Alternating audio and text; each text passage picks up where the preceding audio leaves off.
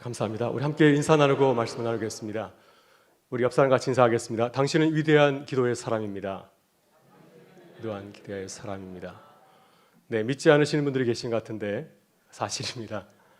네, 오늘 말씀을 나누기 전에 잠시 교회 소식을 또 드리고 말씀을 나누기로 하겠습니다. 우리가 이번 주부터 거리 시위를 다시 시작을 하였습니다. 다시 시위를 하게 된 것은 교회 문제를 사업 시행인가 전에 빨리 해결하지 않은 데서 그렇습니다. 그래야 교회가 본연의 자리로 돌아갈 수 있기 때문입니다. 우리 교도들께서 기도해 주시고 또 참여해 주시면 감사드리겠고요.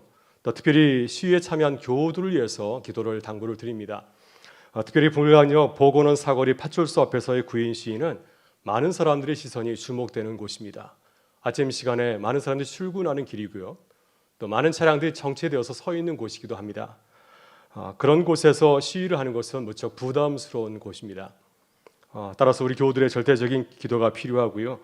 그래서 거리에서 우리가 시위하게 될 때 그 따가운 시선들이 변화해서 교회를 이해하고 기도하고 공감하는 시선으로 변화할 수 있도록 하나님이 함께 하시는 시간이 될 수 있도록 여러분 기도를 부탁을 드리겠습니다.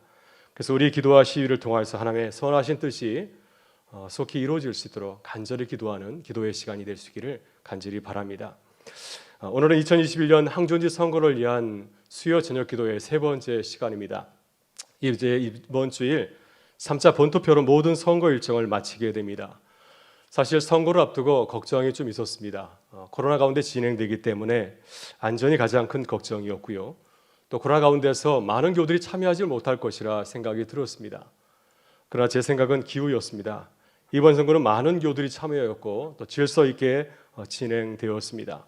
지난주에는 600명이 넘는 우리 교우들이 교회 새 일꾼을 세우기 위해서 함께 모여서 또 참여하였습니다.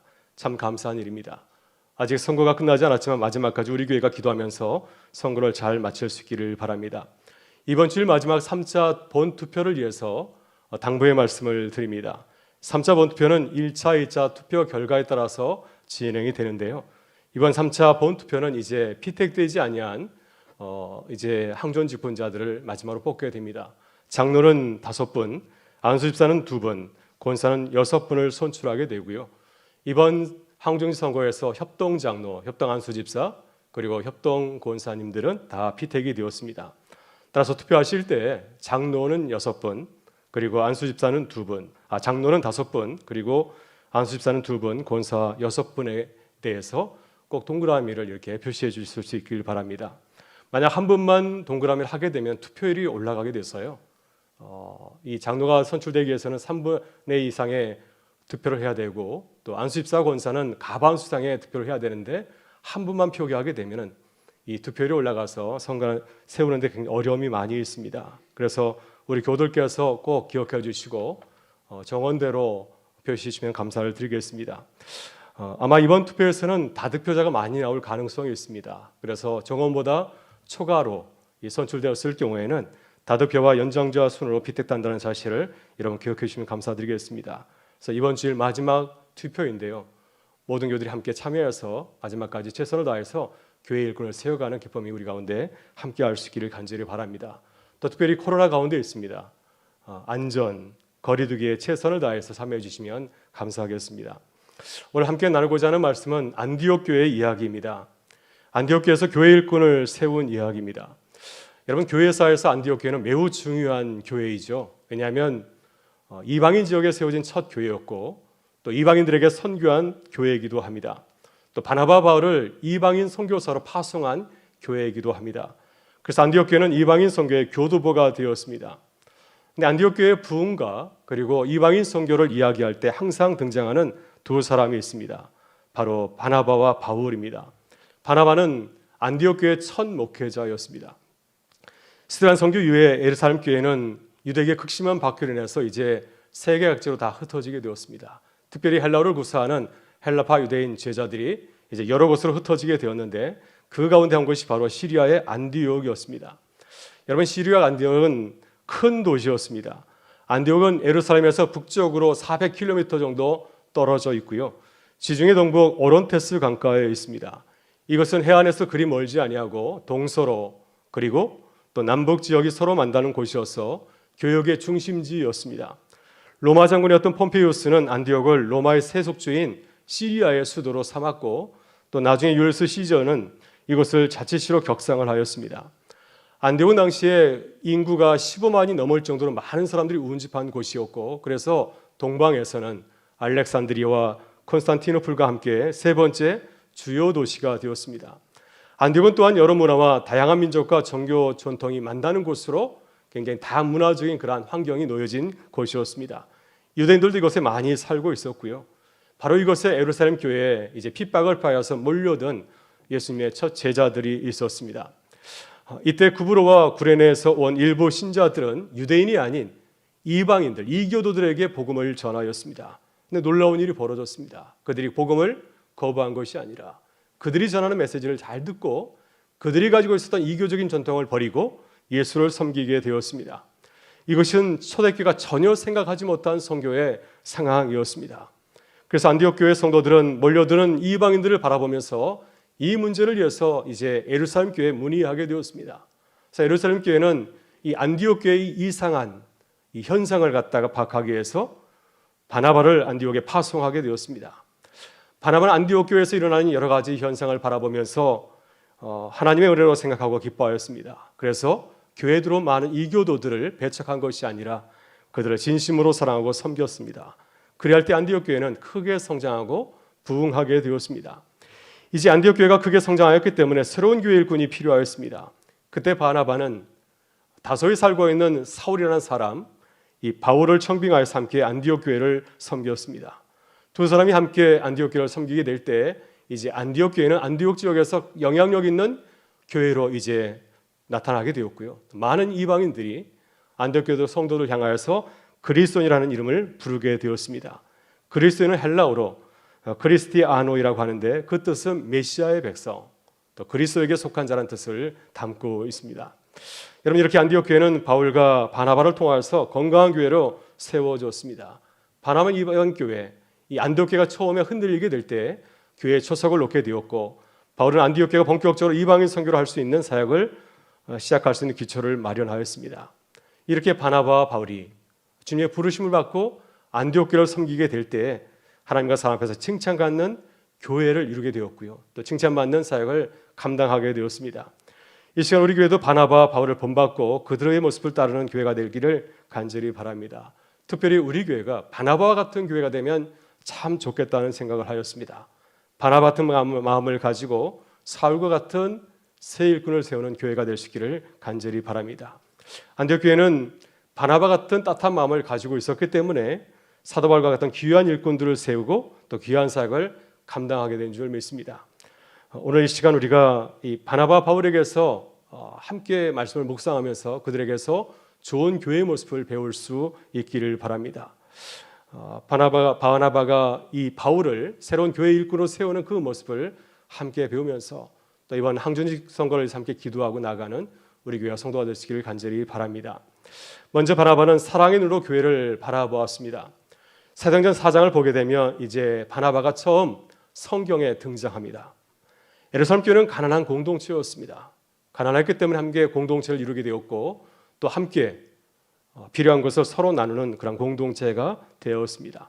이런 공동체의 삶이 가능했던 것은 많은 사람들이 자신의 물질을 내놓아서 교회를 섬겼기 때문이죠. 바나바는 자신의 소유인 밭을 팔아서 헌금을 드린 사람들 가운데 하나입니다. 그는 교회를 사랑하는 마음으로 자신의 재산을 바친 제자였습니다. 사도행전 4장 36절을 보면 바나바를 이렇게 소개하고 있습니다. 구브로에서 난 네이족 사람이 있으니 이름은 요셉이라 사도들이 일컬어 바나바라 번역하면 이로의 아들이라 하니. 바나바 이름은 본래 요셉이었습니다. 그런데 교회 사도들이 바나바가 교회를 잘 섬기고 또 살아가는 모습을 보면서 그에게 새로운 이름을 주었습니다. 그 이름은 바나바라 하였습니다. 개역성경 바나바를 권위자라고 번역하였는데요. 아마 그 뜻이 오해의 소지가 있어서 우리말 성경에서는 이로의 아들이라 다시 이제 새롭게 번역하게 되었습니다. 권위자라 하면은 권위를 가진 사람, 또 권위를 부리는 사람을 오해할 소지가 있기 때문에 그 뜻을 다시 바로잡게 되었죠. 사실 권위란 뜻도 권할 권자의 위로의 위자를 쓰고 있습니다. 권면하고 위로하는 사람 뜻을 담고 있는데요. 그 뜻이 오해가 소지가 있기 때문에 지금 우리가 쓰고 있는 개역 개정 성경에서는 위로하는 사람이라고 번역을 하였습니다. 이렇게 바나바는 예루살렘 교회 지도자를 인정하는 칭찬받는 사역자이기 때문에 그를 안디옥 교회에 파송하게 되었습니다. 그것에 바나바 같은 고향 출신 교우들이 있었기 때문이고요. 또 무엇보다도 이 바나바는 교회를 사랑하는 사람이었기 때문에 이 어려움 가운데 있는 교회를 잘 도울 것이라고 믿고 신뢰했기 때문에 그를 파송하였을 것입니다. 말씀드린 대로 예루살렘 교회가 바나바를 안디옥 교회에 파송한 것은 이방인들이 복음을 듣고 이제 교회에 많이 들어와 있었기 때문입니다. 이 새로운 상황을 파악하기 위해서 그를 보내게 되었죠. 여러분, 바나바는 안디옥 교회에 가서 교회를 어떻게 바라보았나요? 바나바는 교회를 이 새로운 상황을 사랑의 눈으로 바라보았습니다. 믿음의 눈으로 바라보게 되고 또 많은 이교들이 들어온 이 상황을 하나님의 은혜라고 생각하였습니다. 그래서 바나바는 안디옥 교회 성도들 위로하고 격려하였고요. 또 새로 복음을 믿고 들어온 자들을 배척하지 아니하고 그들을 돌아보고 격려하였습니다. 이렇게 교회를 돕고 섬길 때 교회가 크게 부흥하게 되었습니다. 여러분, 교회는 바나바처럼 따뜻한 마음과 눈이 있어야 됩니다. 예수님의 마음을 가져야 되죠. 예수님께서도 사역하실 때 길을 가다가 어려운 사람을 만나게 되면 그냥 지나치지 아니하고 그를 도와주지 않았습니까? 늘 사랑의 눈으로 바라보았습니다. 하루는 예수님께서 길을 가다가 이제 나면서 걷지 못하는 길에서 구걸하는 어려운 사람을 보게 되었을 때 그를 배척하지 아니하고 이 사람을 향해서도 하나님의 놀라운 비전이 있다 말씀하시면서 그를 고쳐주었습니다. 요한복음 9장 그가 예수님의 제자로 거듭나는 과정 아주 길게 우리에게 소개해주고 있습니다. 우리는 그 이름을 잘 알지 못하지만 분명 그는 예수님을 통하여서 새로운 교회의 제자로 거듭나게 되었을 것입니다. 여러분, 초대교회 지도자 베드로도 예수님의 마음으로 바라보았습니다. 아마 그는 조금 전에 얘기했던 요한복음 9장에 나오는 나면서 앞을 보지 못하는 그 거린 장애자를 보았을 때 이 사람은 누구의 죄로 인해서 이런 상태로 살고 있습니까? 라고 하는 질문을 던진 제자들 가운데 하나였을 것입니다. 근데 이제 예수님의 제자로서 살아가게 될 때 이제 그가 새롭게 변하게 되었습니다. 그래서 성전에서 걷지 못하는 장애인 거린을 만나게 되었을 때 사랑의 눈으로 그를 주목하고 말하지 않았습니까? 우리를 보라. 은과 금은 내게 없지만 내게 있는 이것을 내게 주노니 나사렛 예수의 이름으로 일어나 걸어라. 그래서 그때 그가 다시 일어나서 뛰게 된 놀라운 기적을 경험하게 되었고요. 아마 그도 이제 성경에서는 이름이 자세히 나와 있지 않지만 이 사람도 교회에서 아주 중요한 제자로 새롭게 살아가게 되었을 것입니다. 여러분도 바나바처럼 주의 마음으로 교회를 바라볼 수 있기를 바랍니다. 교회의 새로운 일꾼들을 바나바 마음을 가지고서 예수님의 마음을 가지고서 바라볼 수 있기를 바랍니다. 우리가 주님의 마음으로 기도하고 또한 새 일꾼을 섬기게 될 때 새로운 일꾼을 통해서 주님의 아름다운 일들이 시작되고 또 이루어가게 될 줄 믿습니다. 다음으로 바나바는 믿음의 눈으로 사울을 바라보고 도왔습니다. 사도행전 9장 27절을 보게 되면 바나바와 사울이 함께 등장합니다. 바울은 다메섹으로 가는 길에 부활하신 예수님을 만나서 이제 예수님을 믿고 새롭게 회심하게 되었습니다. 회심한 지 3년 후에 그는 이제 예루살렘에 올라가서 제자들을 만나려고 하였습니다. 그러나 제자들은 그를 피하였죠. 왜냐하면 바울은 예루살렘을 교회를 핍박한 장본이기 때문입니다. 바울 때문에 예루살렘 교회는 이제 어떻게 되었습니까? 무너지게 되었고 또 많은 성도들이 세계 각지로 흩어지게 되지 않았습니까? 그래서 예루살렘 교회 지도자들인 제자들은 그를 두려워하고 그를 만나려고 하지 않았습니다. 이런 상황 가운데 있을 때 바나바가 나서서 이 바울과 제자들의 만남을 주선하였습니다. 사실 바울은 예수님을 영접한 이후에 제자들이 감당한 어려운 모습을 보여주었습니다. 사도행전 9장 19절 이하를 보게 되면 바울이 예수님을 믿고 난 이후의 모습을 소개하고 있습니다. 바울은 다메섹에서 예수님을 만난 이후에 아나니아가 그에게 안수하여서 이제 다시 눈을 뜨게 되었을 때 어떻게 하였습니까? 즉시 나가서 유대인들의 회당에서 예수님을 전하였습니다. 이 예수가 하나님의 아들이십니다라고 아주 힘써 전하였습니다. 그래서 유대인들이 깜짝 놀랐습니다. 유대인들은 바울이 다메섹에 온 이유가 예수 믿는 자들을 잡아서 예루살렘에 끌고 가는 줄 알고 있었는데 그들의 생각과는 전혀 다르게 이제 예수님을 믿고 증거하였기 때문이죠. 그래서 다메섹에 있는 많은 유대인들이 공모하여서 바울을 죽이려고 하였습니다. 그래서 바울은 어쩔 수 없이 다메섹 성읍을 떠나서 예루살렘으로 갈 수밖에 없었고요. 또 유대인들의 무서운 그 시선을 피해서 한밤중에 강주리를 타고 내려가서 이제 그곳을 피신하게 되었습니다. 사도행전 9장 26절 이하를 보게 되면 바울은 예루살렘에 가서도 자신의 신분을 숨기거나 또 복음을 전한 일을 주저하지 않았습니다. 그는 담대하게 말하고 증거하였습니다. 헬라파 유대인들과 함께 다니면서 복음을 전하고 변론하였습니다. 예루살렘에서도 유대인들이 똑같은 반응을 하였습니다. 배교자 바울을 그냥 두지 아니하고 그를 이제 잡아서 죽이려고 하였습니다. 그래서 예루살렘 교회 성도들이 그를 데리고 가이사로 가게 되었고요. 또 그의 고향이었던 다소로, 유대인의 눈을 피할 수 있는 그의 고향인 다소로 그를 보내게 되었습니다. 여러분, 이렇게 바울은 대단한 신앙의 열정을 가진 초대교회의 새 교우였습니다. 바울은 예수를 믿기 전에는 열정적으로 교회를 핍박한 자였고, 또 예수를 믿은 이후에는 아주 열정적으로 또한 자신이 핍박했던 그 예수님을 전하는 아주 열정적인 그런 청년이었습니다. 그래서 초대교회 지도자들은, 제자들은 바울을 가까이 하려고 하지 않았습니다. 과연 그의 속뜻이 무엇일까? 저렇게 열심히 하는 것이 우리를 핍박하려는 것인지 아닌지 종잡을 수 없었기 때문이었습니다. 그러나 바나바는 적극적으로 회심한 바울을 도와주었습니다. 바나바는 바울의 그 뜨거운 열정과 믿음을 높게 평가하였습니다. 그래서 그는 이 바울의 간증을 듣고 그 내용을 이 예루살렘 교회 지도자들에게 그대로 전해주었습니다. 사도행전 9장 27절을 보게 되면 바나바가 바울을 꺼려하는 제자들에게 이렇게 바울을 소개하고 표현하고 있습니다. 메세성경 27절의 말씀은 이렇게 소개하고 있습니다. 바나바는 사도들에게 사울을 소개하며 그를 옹호했다. 사울이 다마스쿠스 길에서 어떻게 주님을 만나 그분과 대화했는지, 다마스쿠스 현지에서 어떻게 목숨을 걸고 예수의 이름을 담대히 전했는지 사도들에게 말해주었다. 바울이 이전에 어떤 모습을 가졌는지 여기에 주목한 것이 아니라 그가 예수를 믿은 이후에 어떻게 달라졌는지, 어떻게 그가 복음을 증거했는지 그 사실만을 전하면서 그의 진정성을 예루살렘 교회 지도자들에게 전한 것이었습니다. 여러분, 우리도 믿음의 눈으로 서로를 바라보고 기도할 수 있기를 바랍니다. 특별히 새로운 일꾼들, 새로 배택된 교회 일꾼들을 믿음의 눈으로 바라보실 수 있기를 바랍니다. 하나님은 우리의 장점을 사용하시는 분이시고요, 적극적으로 사용하시는 분이시고, 분명 이번에 특별되신 분들께서는 하나님이 기뻐하신 좋은 장점을 가진 분들이라고 믿습니다. 또 하나님께서는 우리의 단점도 아름답게 사용하시는 분이십니다. 바나바가 사울을 바라본 것처럼 우리도 믿음의 눈을 가지고서 서로를 바라보고 기도하실 수 있기를 바랍니다. 그 안에서, 그래서 주 안에서 새 일꾼을 세워가는 주의 몸된 교회가 될 수 있기를 간절히 바랍니다. 마지막으로 바나바는 바울을 교회 일꾼으로 세우고 섬겼습니다. 본문 25절과 26절을 보게 되면 바나바가 바울을 안디옥 교회 일꾼으로 세운 이야기를 소개하고 있습니다. 25절과 26절의 말씀입니다.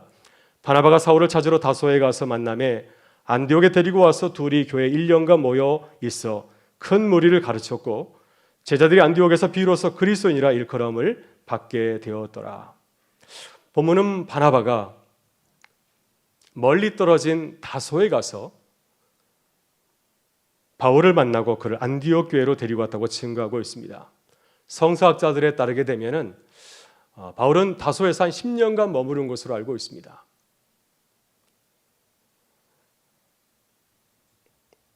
예루살렘에서 유대인들이 그를 죽이려 하기 때문에 바울을 좋아하는 제자들이 그를 이제 다소로 안내하였고, 또 아무도 그를 청빙하지 않았기 때문에 그는 이제 다소에서 운동 생활을 하게 되었습니다. 아마 그곳에서 말씀을 많이 묵상했을 것이고, 또 이제 쓰임을 받기 전에 자신을 연단하고 훈련하는 과정이었을 것입니다. 또 이때 바울이 고린도후서에서 증거하는 3층천에 올라간 그런 놀라운 영적인 체험도 하게 되었을 것입니다. 그러나 바울은 사람들의 기억에서 점점 사라져가고 있을 때였습니다. 그런데 바나바는 바울을 기억하고 다소로 그를 찾아갔습니다. 바울이야말로 안디옥 교회의 새로운 사역자라, 적임자라 생각하였기 때문이죠. 그래서 바울을 찾아가서 그를 설득하여서 안디옥 교회에서 같이 함께 섬기기로 동역자로 그를 받아주었습니다. 그리고 이제 함께 이방인들에게 복음을 전하는 새로운 선교 사역을 감당하였습니다.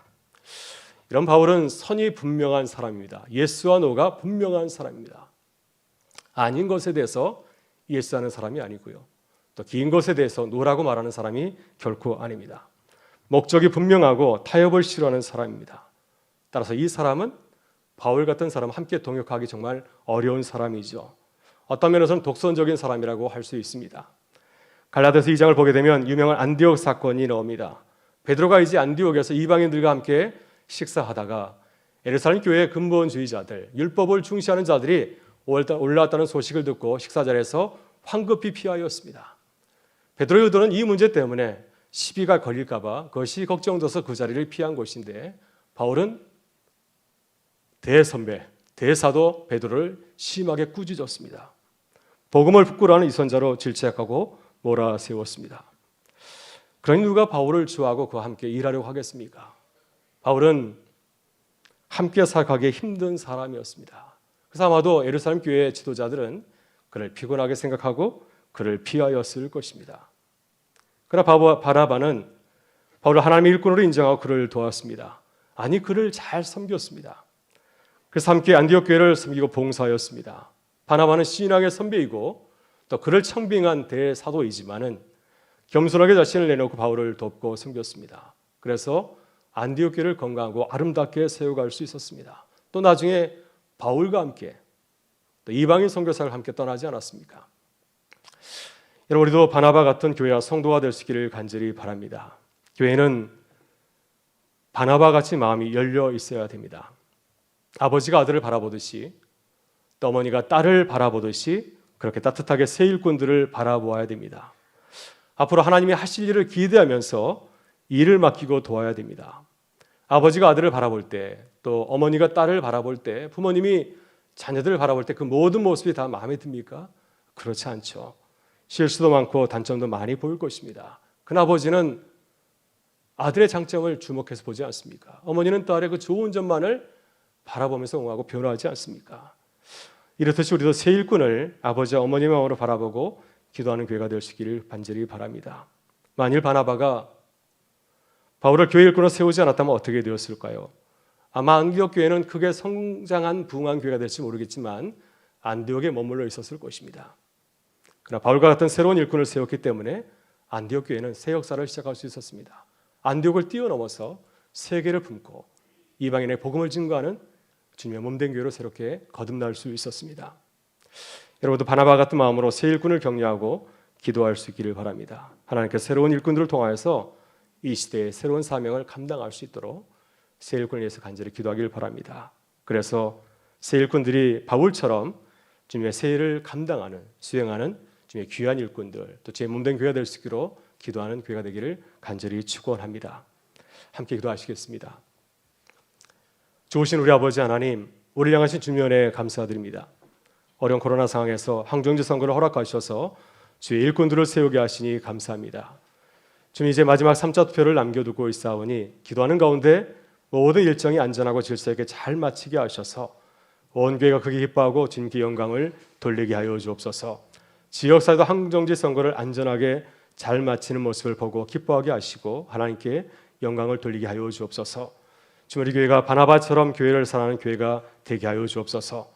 우리들이 바나바처럼 새 일꾼을 위해서 기도하게 하시고 믿음과 사랑으로 바라보고 새 일꾼을 세우게 하여 주옵소서. 새 일꾼을 통하여서 이루어가실 주님의 비전을 바라보며 함께 아름다운 교회를 세우게 하옵소서. 그래서 우리 교회가 세계를 품고 기도하는 교회로 새롭게 거듭나게 하여 주옵소서. 오늘도 주의 몸된 교회와 성도를 위해서 기도합니다. 교회 제척을 비롯해서 많은 기도의 제목을 가지고 기도하게 될 때 성령께서 우리의 기도를 들으시고 응답하여 주옵소서. 믿음으로 주님을 바라보며 주의 이름을 부를 때 주님의 뜻을 깨닫고 담대하게 나아가는 기쁨을 누리게 하여 주옵소서. 이 시간 성령께서 우리에게 성령 충만한 은혜를 부어주시길 간절히 바라오며 우리 구주 예수 그리스도의 이름으로 기도드리옵나이다. 아멘.